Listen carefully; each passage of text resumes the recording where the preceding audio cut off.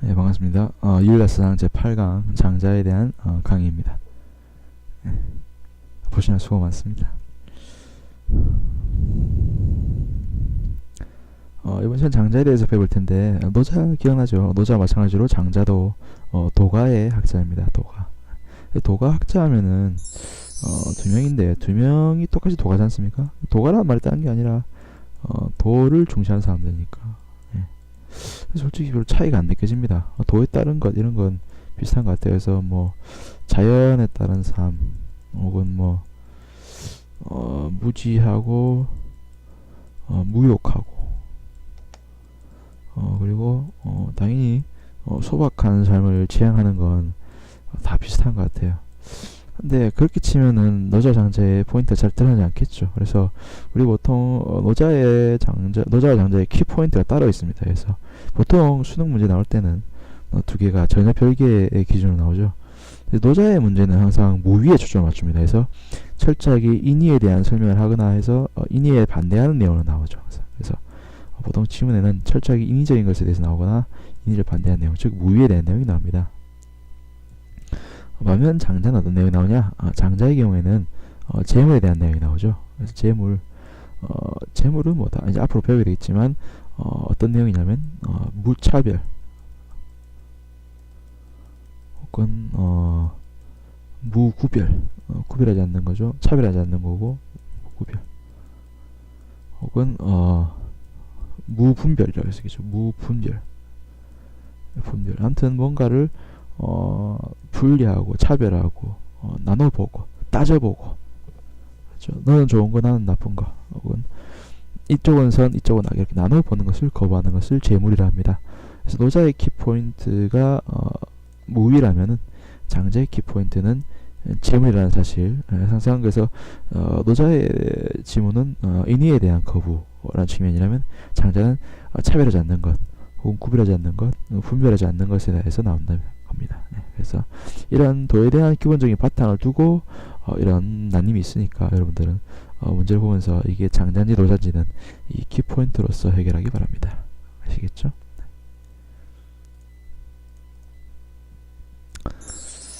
일단 노자에게 있어 당연히 노자도 춘추 전국시대 사람으로서 전국시대 사람이거든요. 전국시대 사람인데 장자에 대해서도 당연히 이분이 정말 실존 인물인지에 대해서는 약간 이견이 있지만은 장자 책 자체가 좀 짜임새가 잘 짜여져 있습니다. 그래서 굉장히 논리적이고 이 논조라는 것이 일관성이 있기 때문에 개인의 저작이 아니겠는가.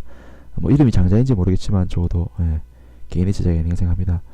그래서 보통 본명은 장주라고 하죠. 장주. 본명은 장주고 책은 상편, 하편, 그리고 자편으로 나눠집니다. 자편. 보통 상편의 내용이 장자의 내용이고 하편이라든가 자편의 내용은 아마도 후세에 누가 추가적으로 더한 내용이 아니겠는가 싶습니다. 하지만 내용상에 그렇게 많은 차이는 없습니다. 대부분 비슷한 내용을 얘기하고 있죠. 아까 말했던 재물에 대한 내용들을 중심적으로 얘기합니다. 장자가 볼 때 혼란의 원인이 뭐냐? 이 제자백가의 등장이 문제라는 건데, 제자백가 등장해서 뭘 했냐면 나의 생각이 맞고 다른 사람은 틀렸다고 보는 거죠. 그래서 유가는 도덕성에 대한 내용을 주장하고 이외의 어떤 방식은 틀렸다. 법가의 내용은 법가가 보기에는 도덕이 틀리고 무의도 틀리고 법이 맞다. 묵자의 경우에는 나머지 다 틀리고 자기의 견해가 맞다. 이게 서로 자기의 생각이 맞다고 주장하는 상황입니다. 이게 혼란의 시작이라는 거죠. 솔직히 여러분들 보기엔 누구의 말이 옳은 것 같습니까? 역사적으로 볼 때는 당연히 유학이 그 흐름을 꾸준히 이어왔기 때문에 맞다고 볼 수도 있겠지만은 실제 이것이 무엇이 맞다고 말할 수 있는 명확한 기준은 없습니다. 그래서 이 상황을 본다면 결국 모두 다 모든 제자백가들은 각자가 다 우물 안에 든 개구리라는 거죠. 우물안 개구리라는 말 우리 속담에 쓰고 있지만 이 말은 실제 장자의 책에서 등장합니다. 장자의 책에서 맨 처음 등장해요. 그래서 우물안 개구리는 하늘을 알지 못하죠.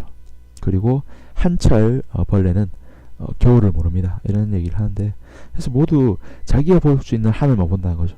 자기가 보는 하늘이 도덕의 하늘이라면, 예의 하늘이라면은 예를 주장할 것이고, 자기가 보는 하늘이 법의 부분만 본다면 법만 볼 수 있겠죠. 그래서 마치 다들 우물한 개울에서 자기가 볼 수 있는 우물이 하늘이 전부인 것처럼 자기가 가지고 있는 주장이 무조건 맞다고 주장하는 것이 혼란의 시작입니다. 그래서 모두 자기 입장에서만 본다는 게 문제겠죠. 그래서 이러한 자기 입장이라는 것은 어디까지나 개인적인 것이고 주관에 불과해요. 주관. 절대 객관적이거나 완벽한 기준이 될 수 없습니다. 이러한 인간의 기준으로 어떻게 옳고 그름을 분별하는 자세, 이 분별적인 자세, 무엇은 맞고 무엇은 틀리고 이런 분별하는 자세가 바로 혼란의 시작이다라는 겁니다. 그래서 장자가 보기에는 이러한 혼란의 자세, 혼란적 자세, 분별적 자세를 버려야지만이 혼란이 해결될 수 있다라는 얘기를 하는 거죠.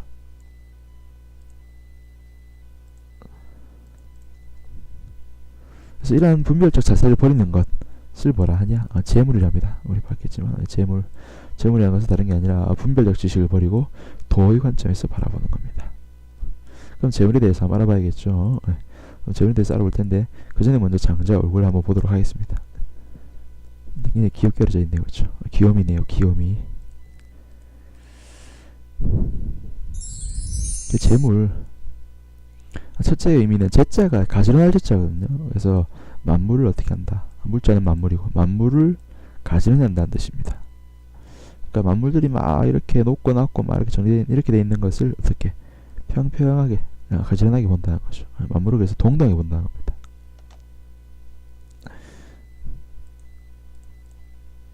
그래서 모든 것은 상대적이다.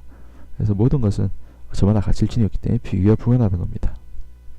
저는 솔직히 이 부분, 이렇게 차이나게 본다는 부분, 저는 솔직히 많이 실감하고 있습니다. 그렇죠? 이게 어떤 장면이 드러나냐면 선생님이 옛날에 그 교생실습을 갔어요. 교생실습을 갔는데 처음 가면 아무래도 전교생에게 인사를 해야겠죠. 그래서 전교 조회를 열었는데 방송조회였습니다. 방송조회니까 카메라를 들이대겠죠. 선생님들이 한 명씩 화면 속에 이렇게 한 명씩 이렇게 비춰지면서 안녕하십니까, 저는 누구누구입니다, 한 달 동안 잘 부탁드립니다, 이런 인사를 하는데 카메라 워크가 이런 거죠. 이제 선생님이 하필 키 큰 쌤들 옆에 섰어요. 키 큰 쌤들 중간에 이렇게 선 겁니다.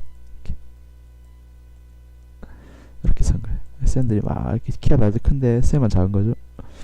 카메라 어떻게 되냐면 이렇게 잘 찍다가 쑥 들어가다 다시 나온다는 거죠. 그래서 안녕하십니까, 누구누구입니다, 잘 부탁드립니다. 안녕하십니까, 누구누구입니다, 신정현입니다, 잘 부탁드립니다. 안녕하십니까, 누구누구입니다. 그러니까 애들이 여기서 빵 터진 거야. 그래갖고 방송 소리 들리지 않습니까? 안녕하십니까, 누구누구입니다. 안녕하십니까, 누구입니다. 그때부터 한 달 동안 교생 실습 한 달 동안 선생님 별명은 키 작은 쌤이었습니다. 키 작은 쌤. 억울하죠, 그렇죠? 예. 지도보다는 큰데, 그렇죠? 비슷하긴 비슷하죠, 그렇죠? 애들이랑 키가 비슷하긴 한데 지도 주제는 비슷한데, 그렇죠? 그래서 모든 것을 이렇게 차이 나게 본다면은 한도 끝도 없습니다, 맞죠? 10cm든 8cm든 차이는 크죠. 하지만 또 크게 본다면 10cm, 8cm 그게 무슨 차이가 있습니까, 맞죠? 별 차이 안 나죠, 그렇죠? 나에게 저 하늘 위에서 헬리콥터로 우리를 쳐다보게 된다면 어떻습니까? 다 고마고마한 다 꼬맹이 되는데, 그렇죠? 최홍만 씨가 보기엔 다 꼬맹인데, 그렇죠? 최홍만 씨가 보기엔 다 꼬맹이고, 그렇죠? 똑같은 겁니다. 그래서 며칠 전에 이제 걸리버의 여행기라는 영화를 봤어요. 주인공이 이제 소인국에 갔는데 소인국에서 완전 대빵이죠. 근데 실제 주인공 그렇게 키 안 큰 거 알잖아요, 그렇죠? 그래서 다 상대적인 겁니다. 기준이라는 것은, 기준이라는 것은 사람마다 다른 거예요. 낮은 사람이 보면 커 보이는 거고 큰 사람이 보면 작은 거예요. 그것이 어떤 절대적인 기준은 아닌 겁니다. 그래서 절대적인 것이기 때문에 비교하면 안 되겠죠, 그렇죠? 기작도 놀리면 안 됩니다. 그래서 루저 발언 상당히 신경 쓰이죠, 그렇죠? 그래서 도의 입장, 저 높은 헬리콥터에서 본다면은 모든 것은 저마다 다 가치를 지니기 때문에 비교가 불가능합니다. 그래서 그렇게 하는 것이 재물이라는 거죠. 자, 그런 내용입니다. 그래서 근데 이러한 비교 불가능한 것은 단순히 키 이런 문제가 아닙니다. 못생기고 잘생기고 이런 것도 아닙니다. 심지어 떠나서 그런 것을 넘어서 우리가 선하다는 것과 악하다는 것, 혹은 예쁘고 못생기고, 혹은 옳고 그름, 심지어 삶과 죽음이라는 것도 다 각자의 미치에서 보기 때문에 달라 보이는 거지 실제로는 다 똑같은 겁니다. 특히 삶과 죽음이라는 것도 일종의 순환구조, 사계절의 운행과 똑같이 서로 돌아가면서 하는 거기 때문에 우리는 늘 이거밖에 못 보지 않습니까? 우리가 우물한 겨울이면 우리가 볼 수 있는 하늘은 삶밖에 없죠. 따라서 당연히 죽음에 대해서 모르고 당연히 죽음을 두려워합니다. 안 좋은 것을 생각하죠. 하지만 실제 만약 두 가지를 다 동시에 본다면 어떻겠습니까? 더 동등한 거죠. 삶이 있다면 그 끝엔 죽음이 있는 거고 죽음이 있다면 그 끝에는 삶이 있는 겁니다. 장자는 그런 우리의 어떤 인식의 태도, 무언가를 항상 기준에 맞춰서 아니면 다 잘라버리려는 그 기준을 들고 있는 거죠. 그리스 신화에는 어떤 동굴에 대한 신화 나옵니다. 동굴 속에는 어떤 사람을 이렇게 죽이는 요괴가 있는데 이 요괴의 특징이 뭐냐면 어떤 침대를 만들어 놓고 이 침대를 넘어서는 사람에 대해서는 팔다리를 잘라버려요. 반면에 침대 안에 들어갔을 때 침대보다 작은 사람의 경우에는 어떻습니까? 침대보다 작은 사람의 경우에는 그렇죠, 늘리죠, 그렇죠. 이 신화는 잘 보여주고 있습니다. 우리가 가지고 있는 이 침대라는 기준도 다 개인이 만든 인위적인 기준에 불과한데 이것으로서 옳고 그름을 가린다면은 뭔가 문제가 있다는 거죠, 그렇죠? 그렇습니다. 이런 얘기를 하는 거죠. 그래서 이러한 경지, 무차별의 경지를 우리가 뭐라 하냐? 바로 재물이라 한다. 그러니까 재물을 하기 위해서는 어떻게 하겠습니까? 당연히 우리가 인위적인 기준을 버려야겠죠. 이런 인위적인 기준을 벗어나는 것을 뭐라 하냐? 소요유라 합니다. 이름 그대로 따진다면 유자는 자유할 때 유자고 소요는 거닐다는 뜻이죠. 거닐다. 그래서 거닐다 어디서 거닌다? 자유에서 거닐다. 이 말은 정신적 자유를 얘기합니다. 그래서 완전한 정신의 자유를 뭐라 하냐? 소요유라 하면 소요유. 그래서 인위적 기준, 무엇으로부터 자유냐면은 인위적 기준, 우리 인간이 만들어낸 기준으로부터 벗어났을 때 얻게 되는 자유죠. 그래서 우리 머릿속에는 수많은 지식이 들어있고 그 지식의 내용들은 대부분 진정한 지식이 아니라 인간이 만들어내는 가짜 지식에 불과하죠. 그런 가짜 지식, 인위적인 기준을 가지고 지식을 가지고 무언가를 판단하려고 한다는 것 자체가 굉장히 무식한 짓인 거죠. 이런 겁니다. 커피숍에서 두 명의 여학생이 싸우고 있어요. 뭘 가지고 싸우냐? 화장품을 갖고 싸웁니다. 이 비비크림이 좋아, 저 비비크림이 좋아. 서로 비비크림 갖고 싸우고 있어요. 지나가던 강남 피부과 원장님은 이렇게 말하죠. 피부의 자생력이 제일 중요하지. 그래서 꼬맹이들끼리 싸우고 있으면 내용이 터무니없습니다. 맞죠? 서로 모르고 맞죠? 자기 기준을 내세우는데 우리는 알 수 있죠. 맞죠? 이들이 둘 다 잘못된 걸 맞죠? 그런 겁니다. 높은 위치, 진정한 지식에서 본다면 진짜 지식. 장자는 이걸 진지라 하죠. 진지. 진지 드셨습니까? 진지하네요. 이런 표현보다는 진짜 지식이란 진짜 지식. 진짜 지식의 관점에서 본다면 모든 우리가 갖고 있는 인간의 지식이라는 것은 다 일부분에 불과하는 거죠. 전체를 보지 못한 일부분. 그래서 우물한 개구리인 겁니다. 인간은. 그래서 이런 대립과 차별이 사라진 절대적 경지를 우린 다시 말하지만 소요유라 합니다. 근데 이러한 소요유라는 것은 어떻게 찾을 수 있나요? 어떻게 우리가 가질 수 있겠습니까? 일단 인위적 기준을 벗어야겠죠. 인위적 기준을 잊어야 되겠죠. 잊기 위해서. 잊기 위해서 어떻게 해야 됩니까?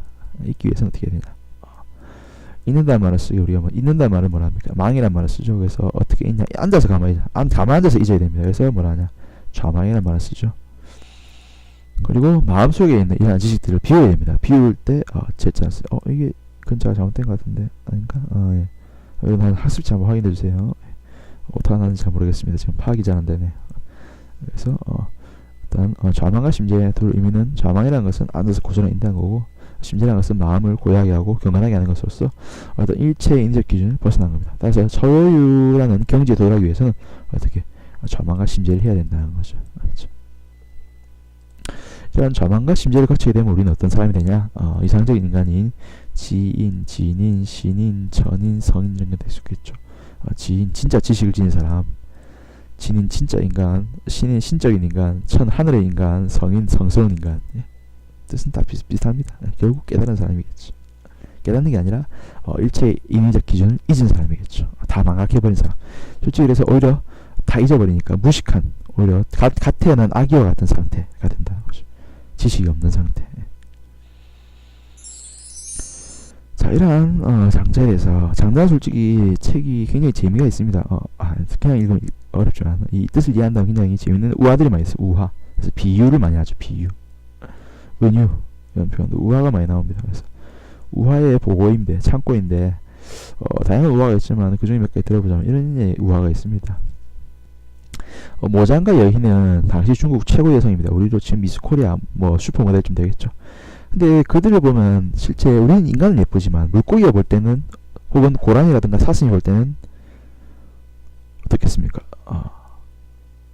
못생긴 걸 수가 있다는 거죠. 실제로 저는 항상 개콘 보면서 마음이 아픈 게 그 박지선 씨의 그 표현. 저는 못생기지 않았습니다. 진짜 못생기지 않았습니다. 못생기지 않은 게 맞아요. 못생겼다고 생각하는 것은 여러분들의 기준에 불과하죠. 실제 그분이 만약 아프리카에 간다면, 필리핀에 간다면, 미국에 간다면, 맞죠. 솔직히 저는 좀 그 놀란 부분이 왜 그 기준이라는 것도 굉장히 상대적이라는 게 느껴진 게, 실제 그런 예를 본 게 우리 소녀시대의 효연이죠. 효연. 뭐 디스하고 싶은 건 아니지만 효연은 원래 별명이 효크였어요.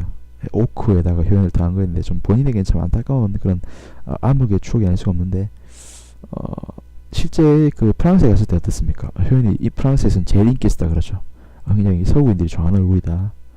여러분 알겠지만 동서양에서 느낄 때 그 미의 차이는 다른 건, 미의 기준은 다른 겁니다. 그렇듯이 인간 사이에서도 기준이 다르듯이 인간을 벗어난다면 그 기준은 당연히 무의미한 거겠죠. 네, 그런 얘기를 할 수 있겠습니다. 그래서 지금 이 동영상을 보고 있는 학생들, 용기를 가지세요. 용기를. 여러분들은 못생기지 않았습니다. 예.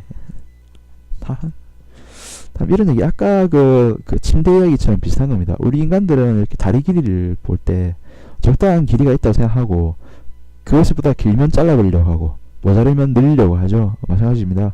오리의 다리 사람들 보기엔 짧다고 생각할 수 있죠. 반면 하계 다리는 너무 길단 말이야. 그래서 오리 다리는 좀 길게 만들어주고 싶고 하계 다리는 짧게 끊어주고 싶죠. 그렇죠? 하지만 실제 이것은 모두 인간의 기준입니다. 실제 오리는 물에 이렇게 살짝 떠서 지나가기 때문에 많이 젖어야 돼요. 그렇죠? 그러기 위해서는 다리가 길면 안 되죠. 길면 젖기 힘든단 말이에요. 그래서 많이 젖어야 되기 때문에 짧아야 되고, 학은 나무 위에 있다가 내려와서 가끔씩 물고기를 잡아먹죠. 따라서 깊은 물에서도 다리가 서 있어야 되기 때문에 다리가 길어야 됩니다. 서로 표에 따라 다른 거죠. 그래서 인간의 기준에서 볼 때 길다 짧다 따지면 안 된다는 겁니다. 역시나 그러한 주요한 재물에 대한 얘기를 하고 있는 장자의 우화죠. 자, 한번 읽어봤습니다. 그럼 한번 정리해볼까요? 장자 내용. 장자 내용이 별거 없습니다. 우리 차별하면 됩니까? 안 됩니까? 솔직히 혼란의 원인은 차별이죠. 혹은 분별이라 표현하십니다. 당연히 혼란을 극복하기 위해서는 차별 분별하면 안 되겠죠. 그런 차별 분별이 없는 것을 없애는 것을 뭐라 합니까? 그것을 그렇죠. 무차별, 무분별 이렇게 할 수 있겠죠. 그래서 무차별, 무분별한다. 이걸 장자는 뭐라 표현합니까? 재물이다. 표현하면 재물. 만물을 가지런하게 본단 말이죠. 그럼 만물을 가지런하게 여기 위해서는 우리의 정신이 자유로워야 됩니까? 인위적인 기준에 얽매여 있어야 됩니까? 자유로워야겠죠. 이런 정신의 자유를 뭐라 하냐? 소유유라 한다. 그럼 이러한 소유유는 당연히 인위적 기준이 이즘으로서 가능한 거겠죠. 이자. 그래서 좌망해야 되고, 마음을 경건하게 하고 비우겠죠. 그래서 심재해야 된다라고 보는 겁니다. 그렇게 해서 우리가 도달할 수 있는 이상적인 경지, 이상적인 인간상을 우리 장자는 지인, 진인, 신인, 천인, 성인 이렇게 표현할 수 있겠습니다.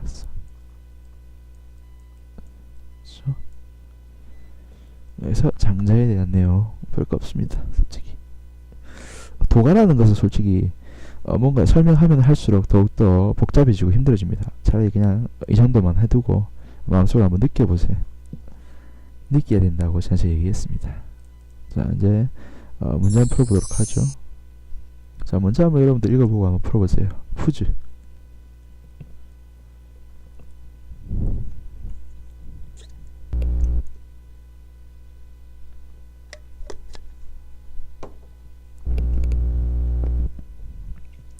자, 다음은 뚜뚜는 동일한 고전에서 주장합니다. 동일한 고전에서 나온 거랍니다. 이에 대한 설명을 온 것은 공자 감치 논란을 공자 나오네. 공자인가? 공자책에 공자가 나왔다. 맞잖아요. 아닌가?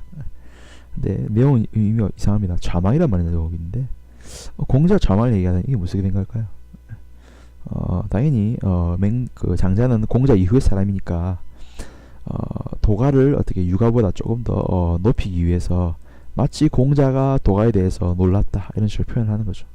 혹은 그런 공자의 사상을 어떻게 이렇게 교묘하게 비판하는 거죠, 맞죠? 놀리는 거죠, 맞죠? 공자도 이런 얘기를 듣고 놀랬다 이런 식으로 표현하는 겁니다. 그래서 안현이 말했다. 공자의 제자는 안회라고 해서 가장 뛰어난 제자입니다. 일찍 죽었죠.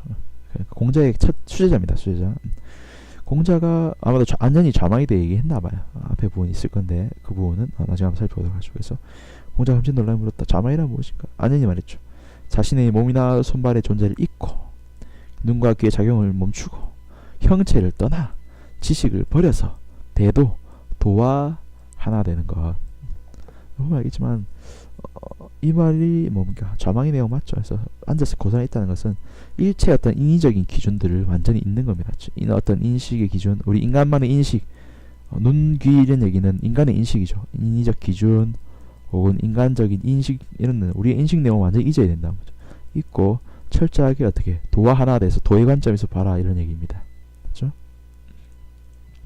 그다음 어느 날 장주는 꿈속에서 나비가 됐다. 홀로 날아다니는 나비가 된 채 유쾌하게 즐기면서도 자신이 장주임을 깨닫지 못했다. 그러다가 문득 깨어보니 다시 장주가 되어 있었다. 그렇다면 장주가 나비가 된 꿈을 꾸고 있던 것일까? 아니면 나비가 장주가 된 꿈을 꾸고 있었던 것일까? 보통 우리 꿈과 현실에서 나온단 말이죠. 그렇죠? 장주는 지금 장주가 자신이 현실이라 믿고 나비는 꿈이라 믿었는데 돌이켜 생각해보면 나비가 장주의 꿈을 꾼 걸 수도 있겠죠. 그래서 꿈과 현실이란 이 구분, 이런 구별조차도 아까 말했듯이 우리는 구별하지 않아야 되는데 그런 중요한 거 우리의 인식에 있어 구별조차도 완전히 뛰어넘는 겁니다. 완전한 무구별의 상태로 들어간다는 거죠. 알겠습니까? 자, 그럼 봅시다. 지문을 하나하나. 가의 기역, 죄송합니다. 기역이 없네요. 자망입니다. 자망. 기역이 자망입니다. 죄송합니다. 자망이란 무엇인가? 자망은 인간 언어한테 할 수 있는 아니네? 자망이 아니네. 죄송합니다. 다시 죄송합니다. 자망이 아닙니다. 죄송합니다. 제가 다시 적을게요. 자망이 아니네. 대도네요. 대도가 좀 지우고 대도가 기역입니다. 그리고 니은은 어디 갔노?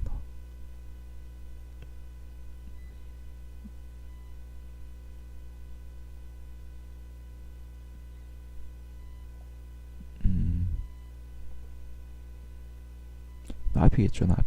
나비인 것 같습니다. 그래서 기역은 대도, 니은 나비. 가의 기역은 인간 언어한테 할 수 있는 절대적 특구입니다. 대도라는 것은 도라는 것을 우리가 인간의 언어로 표현할 수 있습니까? 안 된다는 거죠. X.